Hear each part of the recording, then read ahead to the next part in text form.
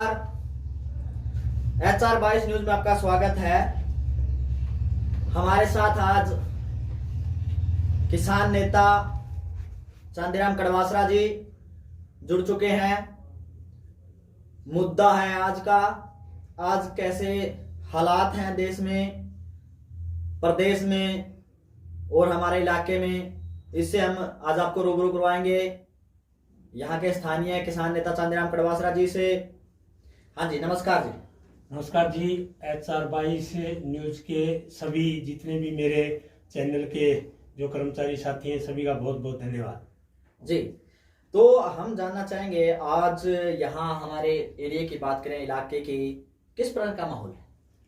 देखिए, आज इलाके की क्या, पूरा हरियाणा प्रदेश के अंदर जब से पंचायत के हमारे चुनाव हुए हैं उसके बाद जब से हरियाणा प्रदेश के अंदर ऐसा माहौल खराब कर दिया, जो कि पंचायत के जितने भी हमारे सरपंच की एक गरिमा होती है बहुत बड़ी, जैसे राष्ट्रपति की होती है, इस तरीके से ग्राम पंचायत का एक बहुत बड़ा पद होता है। उस सरपंच के नेतृत्व में हर तरीके के काम काज किए जाते हैं। उसमें सरपंच के जो सरकार ने हरियाणा प्रदेश के मंत्री जो अब देवेंद्र बबली जी हैं, ये देवेंद्र बबली नहीं, ये तो बबाल है।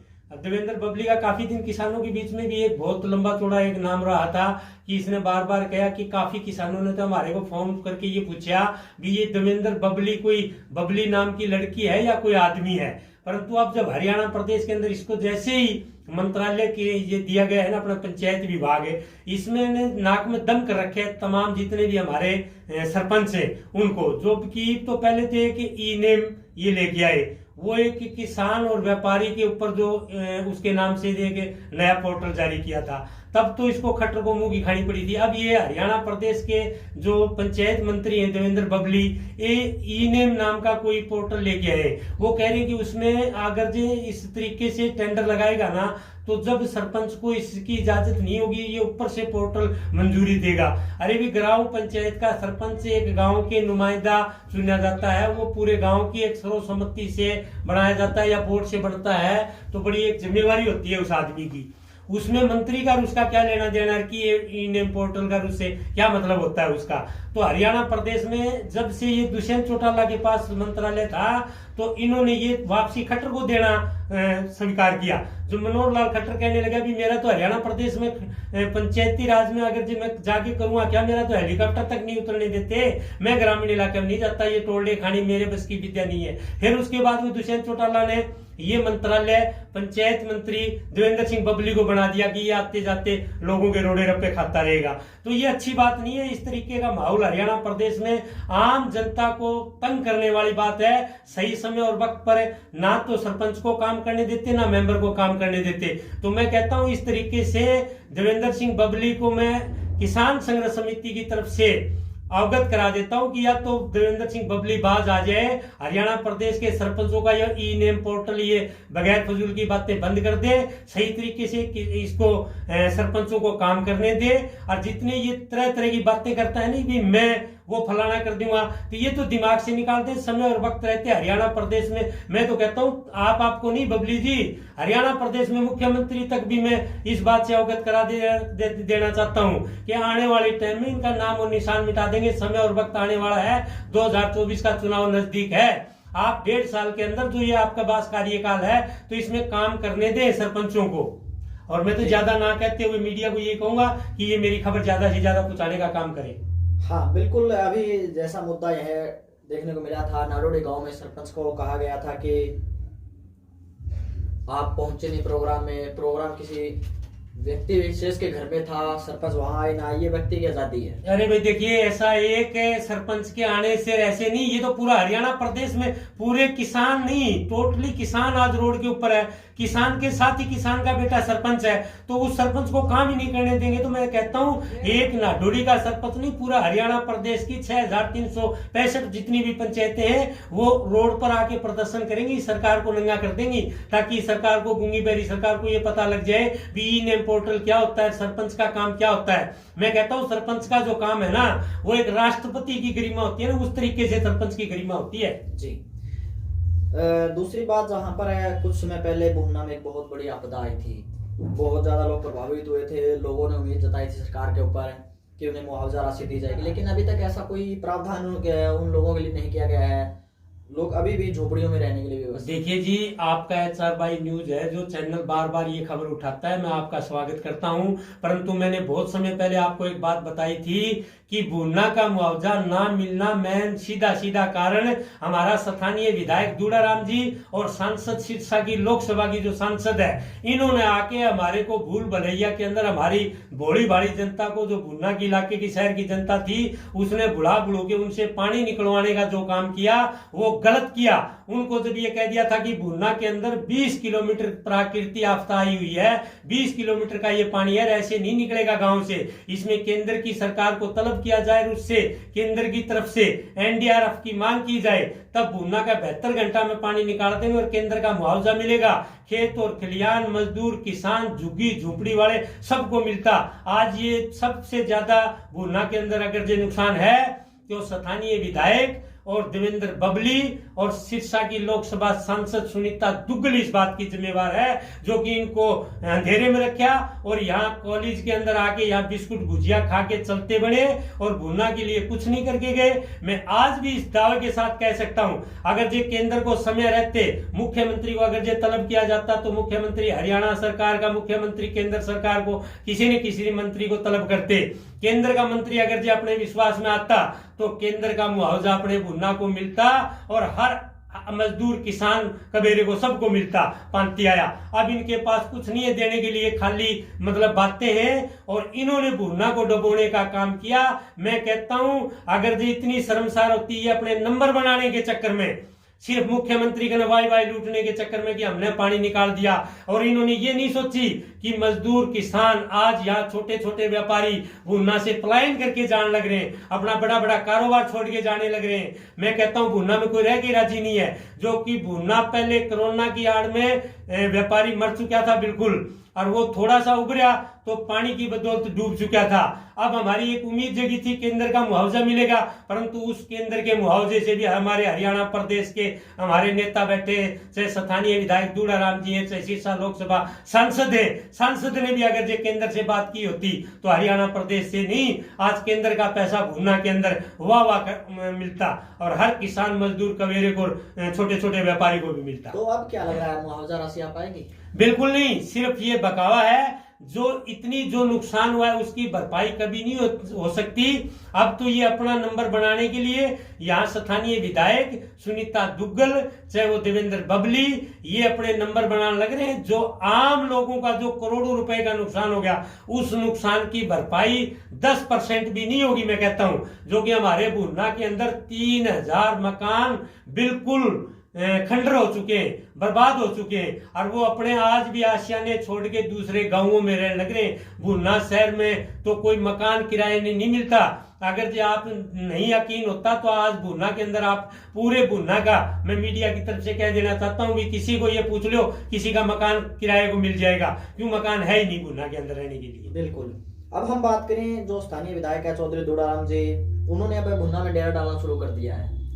लगातार हम देख पा रहे हैं, बार बार अनाज मंडी के अंदर पहुंच रहे हैं और लोगों की जो समस्याएं सुन रहे हैं। अरे भाई, मैं ये कहता हूँ जब डेरा डालने का जो वक्त और समय था, उस टाइम डेरा क्यों नहीं डाला? केंद्र की सरकार को तलब क्यों नहीं किया? ना तो दूड़ाराम को यहाँ डेरे डालने की जरूरत थी, ना दूड़ाराम को आने की जरूरत थी। अगर ये दूड़ाराम और सांसद अगर ये कुछ करके दिखाते तो हम उनका ताज लेके उनके घर के आगे खड़े पाते।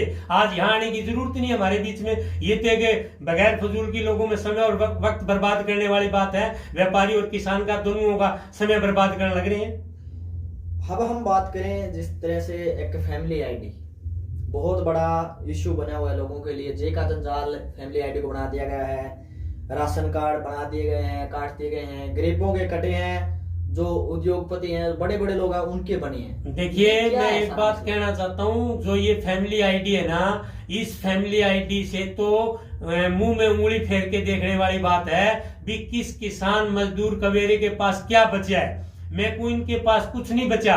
इनकी जो ताऊ देवीलाल ने 100 रुपए पेंशन बांधी थी, वो सम्मानजनक भत्ता था एक आम मतलब बुजुर्ग आदमी का, वो इन्होंने जड़ से मिटा दिया। दूसरा, इन्होंने कहते हैं हमने गुलाबी कार्ड बना दिए, बीपीएल कार्ड बना दिए, ऐसा कुछ नहीं बनाया, सिर्फ और सिर्फ कागजों के अंदर है। और ये ऊपर जो इंटरनेशनल मीडिया है, मैं तो आपका धन्यवाद करता हूं, जो कि हमारी लोकल मीडिया है, जो इस बात के अंदर जागरूकता है उनके लिए हर बात आगे पहुंचाने का काम करते हैं। इंटरनेशनल मीडिया है, ये सारी की सारी बिकी हुई है और ये आम जन को, आम हक और अधिकार को बिल्कुल चौपट करके रख दिया। हर कोई का मतलब, चाहे व्यापारी का चाहे दुकानदार का, ये उंगली फेर के देखने वाली बात है।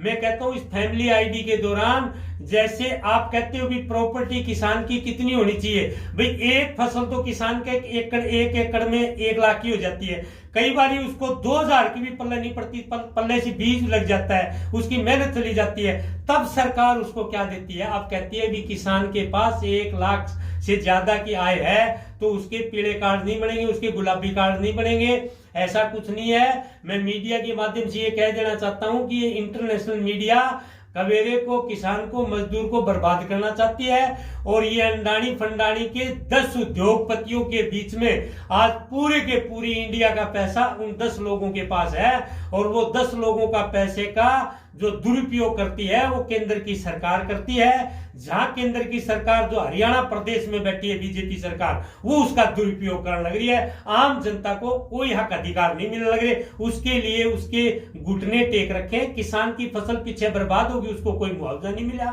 और मजदूर को समय और वक्त रहते ना ही कोई सुख सुविधा मिलने लग रही है, ना ही कोई शिक्षा की, ना ही कोई चिकित्सा की, ना कोई बिजली की, ना पानी की। इतने बिल थोप दिए कि अगर जो 700 रुपए से बिल फालतू आएगा तो उसकी रिटर्न फाइल चेक की जाएगी।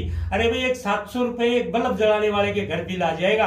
मैं कहता हूं ऐसे ऐसे कानून सरकार इनको बंद करे और आम जनता को अपना गुजर बसा करने दे, वरना अगर जो ज्यादा नाक में दम किया तो लोग अब जल्द 1 और 1.5 साल का इंतजार नहीं करेंगे, आपको जल्द यहां से चलता कर देंगे। जी, तो अभी हम बात करें, जैसे हमारी बात हुई है पंचायत मंत्री को लेकर, भुन्ना में मुआवजा राशि को लेकर, फैमिली आईडी को लेकर, तो अब बात करते हैं हम किसान वर्सेस सरकार। किसान और सरकार के बीच में किस प्रकार का समन्वय चल रहा है, क्या निचोड़ निकल रहा है? मैं कहता हूं किसान को तो मूर्ख बनाने में तो कमी छोड़ नहीं रखी है। जब केंद्र की सरकार ने ये घुटने टेक दिए थे, 1.5 साल तक किसान का दिल्ली आंदोलन चला, उसमें हमारे को ये भरोसा दिया गया, केंद्र के मंत्री ने भी ये कहा, हमारे प्रधानमंत्री ने ये कहा कि आपकी बाकायदा कमेटी गठित करके किसान की जितने भी अपने जो सिस्टम होते हैं वो सारे के सारे कानूनी तौर से लागू किए जाएंगे। प्रीमियम के मुताबिक जो सिस्टम है सरकार का वो किसान को दिया जाएगा, और हमारी जो फसल का जो बीमा था उसके मुताबिक जितनी कमेटियां गठित करा के हमारी 5 मांगे थी, वो एक मांग पर भी केंद्र सरकार ने अभी तक कोई डिसीजन नहीं लिया। किसान और केंद्र सरकार आमने सामने है, कभी भी हमने दोबारा दिल्ली का घेराव करने का, ऊपर से जैसे ही हमारे संयुक्त किसान मोर्चा हमारा बैठे है, जैसे आह्वान करेगा हम दिल्ली रोकने के लिए तैयार हैं। जी, और अब हम बात करें विपक्ष की। विपक्ष भी पूरी तरह से अब जोर आजमाइश करता हुआ नजर आ रहा है। भारत जोड़ो यात्रा, राहुल गांधी जी हरियाणा में प्रवेश कर चुके हैं, क्या कहना? देखिए, मैं तो ये कहूंगा भारत जोड़ो यात्रा के दौरान अच्छा रिस्पांस मिलने लग रहा है। चाहे भारत जोड़ो यात्रा, चाहे कोई भी पार्टी, क्षेत्रीय दल भी अगर जो कोई निकालता है तो उसको भी अच्छा रिस्पांस मिलेगा। मैं तो कहता हूं आने वाले टाइम में केंद्र की सरकार नहीं बचेगी, चाहे अदर कोई भी कितने भी संगठन मिलकर सरकार बनाए, केंद्र में आने वाले टाइम में बीजेपी का कोई मौका नहीं है। क्यों? बीजेपी जितने सालों से बैठी है, 8 साल 9 साल से, तो बिल्कुल भारत का जितना भी कारोबार थे वो सारे के सारे ठप करके, और 10 पूंजीपतियों के हाथ में, चाहे वो रेल थी, चाहे वो जहाज था, चाहे वो नीचे से लेके किसानी जमीनी थी, वो भी सारी की सारी नीलाम करके रख दी इन्होंने। जी, तो अभी हमने बातचीत की है चंद्रराम कड़वासरा जी से, जो हल्के की बातें थी उसके, और जो देश प्रदेश की बातें थी उसके ऊपर विचार विमर्श किया। अगर बातें आपको सही लगे तो बातों को आगे तक पहुंचाइएगा, ताकि धीरे धीरे करके ये बात सरकार के कानों तक पहुंचे, और सरकार जो स्थानीय मजदूर, कमेरा वर्ग और किसान है उनकी आवाज को बुलंद कर सके, उनके ऊपर ध्यान दे सके। इसी के लिए हम लगातार जुड़े रहते हैं स्थानीय लोगों के साथ, क्या कहना है उनका, क्या है सरकार का रवैया, इसी को लेकर जुड़े रहिएगा हमारे साथ। सबसे पहले तो हम आपका धन्यवाद करते हैं चैनल में। बहुत बहुत धन्यवाद। एच बार न्यूज का मैं धन्यवाद करता हूँ, जो कि हमारी इतनी बढ़िया तरीके से आपने आवाज उठाई। जी, और वहीं हमारे जो दर्शक हैं जो जुड़े हमारे साथ, उनका भी तहे दिल से धन्यवाद। शेयर कीजिएगा, सब्सक्राइब कीजिएगा। जय हिंद, जय भारत।